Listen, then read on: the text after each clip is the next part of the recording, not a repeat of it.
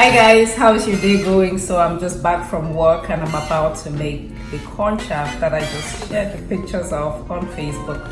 So I shared the pictures because that's what I was gonna be making today for dinner, meal inspiration, and somebody asked me to actually show how I make the corn chaff. So here I am showing you how I do prepare my corn chaff in the Instant Pot.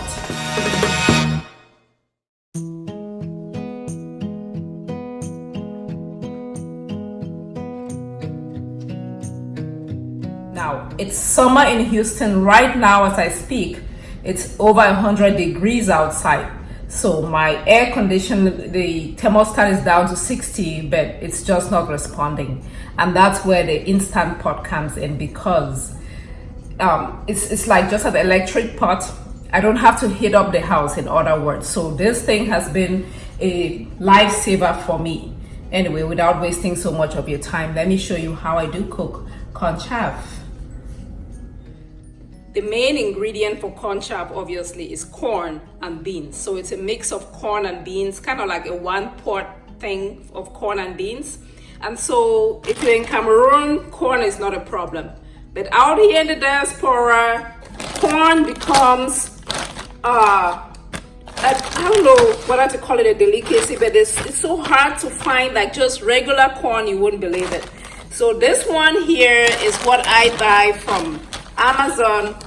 I'll show you. It says Mulberry Lane Farms. It's organic, non-GMO corn. And I get this 5-pound bag for like $22 or something. So there's that. If you want like regular Cameroon kind of corn, you can buy this from Amazon. And then, or you can use popcorn. This is just your regular popcorn, the one that you put in a pot and pop. All natural popcorn. You can also use this to prepare the corn with. And when you do, I suggest you make a large batch of it and then just save it. So this goes in my freezer. This is a batch that I made so that when I'm ready to cook my popcorn, it's ready. So to prepare the corn for corn chaff, what I do is I use baking soda and I use my Instant Pot to cook the corn in, either the regular corn or the popcorn, it doesn't matter. But I use baking soda with the corn and I set my Instant Pot setting on where it says multigrain. I bet you can just use manual, but I put it on multigrain and cook the corn with the baking soda for about an hour or more. It just depends. So, but I start from 1 hour and then I take it out and I wash it and then I save it so it's ready to use with the beans. I do work out of the house, so in the morning when it's the day to cook corn chaff on a work day, I cook the beans in the morning. So when I come back from work, it's ready for me. So I'm just opening the pot now. What I did was put the corn and then add the beans on top. And then I just put the Instant Pot on the bean setting. It has like a bean chili setting. And look, it's ready for me to stew. So I used a pound of red beans and some corn. I can tell you, maybe like 1 part of corn to 2 parts of beans, something like that in terms of volume. So that is the corn and the beans that I have already cooked and it's just ready to stew. I'll go ahead and wash this and drain some of this water out. You don't want, to use too much of this because of the gassiness, You want to reduce some of that gassiness. So right now I'm just going to go ahead and wash that and we'll be right back. Okay, I have washed it. As you can see, it's pretty done and soft. We happen to like our food like really soft around here. My husband doesn't like chewy stuff a lot, so you can see. All right, now I'm going to go ahead and add the rest of the ingredients. These are the rest of the ingredients. You're going to need some tomatoes. This is about 5 plum tomatoes. I will blend these. And then I had like 1 onion. I always use hot chili peppers and then some ginger. I'm not going to use all of this, maybe about thumb size, which I will blend.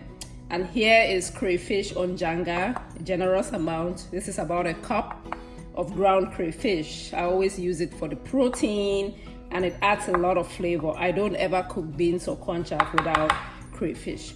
And this is my super secret ingredient. I always put some country onion in it. There's a scientific name for it. I'm not gonna bother you with it right now, but country onion, this is ground country onion. And I have a spice mix, fish spice mix that I get from Cameroon. I couldn't tell you what is in this thing, but I also put a little bit of the spice mix. I can tell there's the African nutmeg in there and more country onion. That's a white pepper. So this is, yeah, there's a mix of country onion, white pepper, and the African nutmeg or pepper. That's in the fish mix, so I'll put a little bit of that. And in here is my green seasoning. Every cook should make this green seasoning. It's a lifesaver. So it's a mix of garlic, ginger, parsley, celery, green seasoning. So there's that. And I'm gonna add some seasoning cubes. And I always use palm oil for my conchaff. It adds the color and flavor, just makes it taste and look authentic. So this one is from Susa.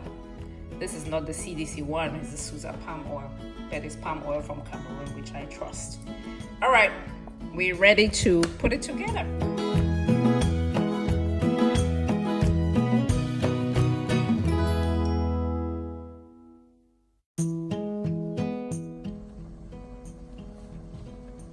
I have the Instapot on the saute setting, which in this case, it works like a regular pot. So it's on.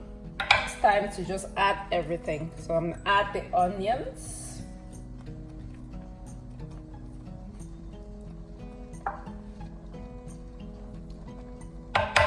This is my green seasoning. And put about a tablespoon or two maybe. 2 tablespoons. I'm gonna add a little bit of my it's about a teaspoon of my country onion right there. And then this is the fish seasoning, which again is a mix of white pepper, and more country onion, I think, from what I can tell. So I'm adding a little bit, about a teaspoon there. And then next, I'm gonna add the blended tomato and the ginger. So it's tomatoes and ginger, which I blended with some water. And that's all the liquid I need.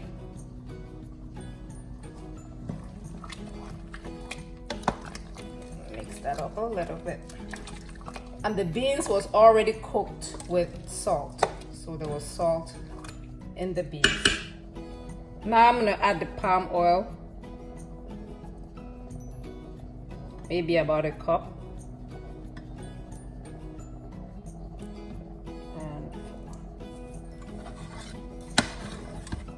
And African food, you have to taste it as you go, right?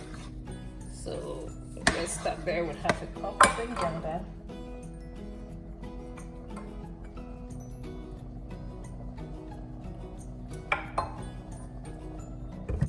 And add the Maggi cube, seasoning cube.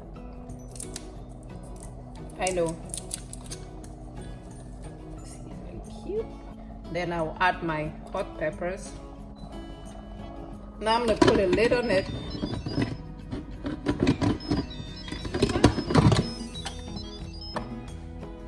And then I will use the porridge setting.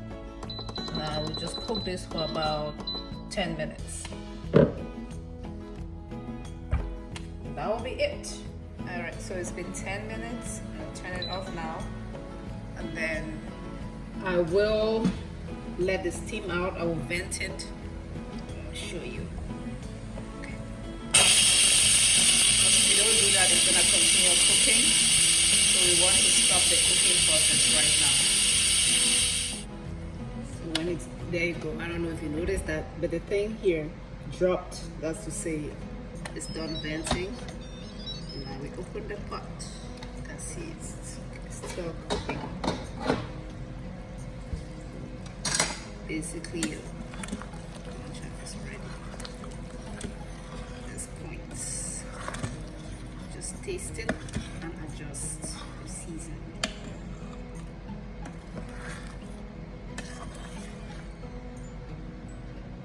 Taste it. That's how we used to taste it.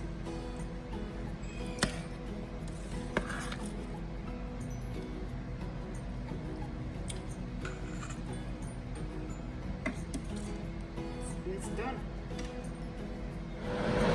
We're gonna have it with chicken. I have it cooking in my power air fryer. Chicken thighs. Okay. And salad. So that's the salad. So we have the carbs coming from the corn-chaff, protein from my chicken, and then the vegetables to go with it.